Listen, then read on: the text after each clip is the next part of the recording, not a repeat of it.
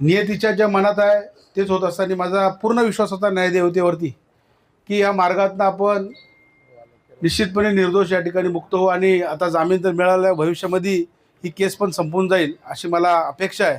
कारण की सगळं जे काय ते खोटं आहे. बऱ्याच जणांनी देव पाण्यात भरून ठेवले होते. आता ज्या काही गोष्टी घडल्या नडल्या त्या तुम्हाला सगळ्यांना माहिती आहे.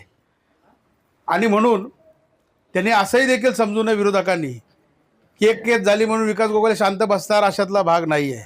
विकास गोगोलेच्या अंगामध्ये भरत शेठचंच रक्त आहे आणि सुषमा गोगोलेचंच रक्त आहे. आणि म्हणून कार्यकर्त्यांच्या वाटेला कोणी जाऊ नका आणि आमच्या वाटेला कोणी जाऊ नका. आम्ही तुमच्या वाटेला जाणार नाही. कारण की कार्यकर्त्यावरती अन्याय झाला तर आपल्याला सहन होत नाही. कारण रात्रंदिवस काम करणारा हा कार्यकर्ता असतो आणि ह्या ज्या काही भानगडी होतात त्या राजकीय दृष्टिकोनाने होतात. आज त्यांना वाटलं, बऱ्याच जणांना फोन केले, अरे तुम्ही जमा होऊ नका, अरे तुम्ही हे करू नका, अरे तुम्ही ते करू नका. अख्ख्या शेवटी समोरचे पण कंटाळले. अरे म्हटलं किती दिवस आम्ही पाळणार, त्याला काय मर्यादा आहे का नाही. आणि मी केवळ फक्त न्यायदेवतेने आदेश दिला आणि त्या न्यायदेवतेच्या आदेशावरती मी या ठिकाणी पोलिसांना शरण झालो.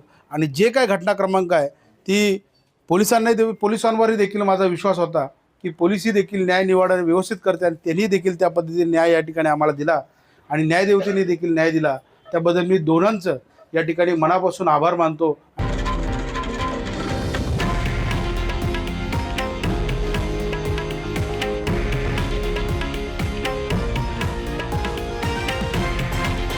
हे आहे देशातील नंबर 1 न्यूज नेटवर्क आणि आपण पाहत आहात TV9 मराठी, एकमेव.